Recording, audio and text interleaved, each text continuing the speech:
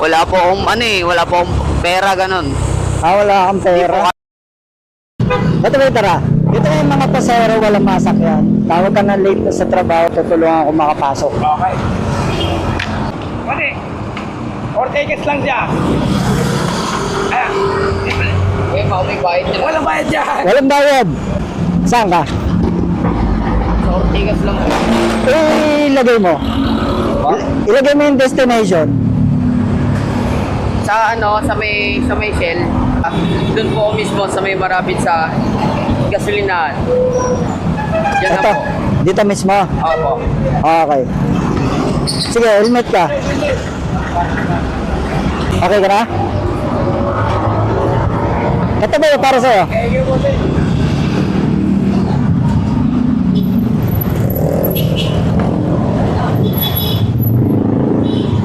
Anong problema? Ba't di ka makasakay?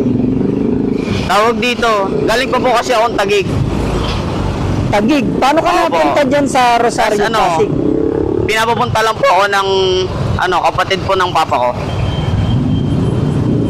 Anong sadya mo doon? Magtatrabaho ka ba? Hindi po. Ano sadya mo doon? Pinatawag lang po ako ng kapatid ng papa ko. Saan mo siya tatagpuin? Doon po mismo sa gasolinahan. Sa gasolinahan mismo. Opo. Nag-aangkas din po ako pero iba po move it. Move it? Opo. Kasi hindi po ako marunong dito sa angkas. Bakit hindi ka nag-book? Wala po akong wala po akong pera ganun. Wala kang Hindi po pera. kasya sa budget. Pang jeep lang po. Kaso walang jeep. Pagbaba ko po dyan sa may overpass, wala pong jeep. Kaya nagantay pa po ako. Tapos inalo ka ni Tata Boy. Opo. Ba't parang duda ka doon sa inaalok niya na libreng sakay? Kasi nagulat din po ako eh. Kasi ngayon pong panahon wala na pong libre. Ngayon maniniwala ka may libre pa. Eto, Shell.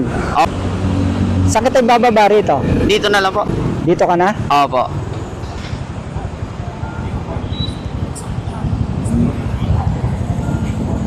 Naniniwala ka ng may libre pa sa panahon ngayon? Opo.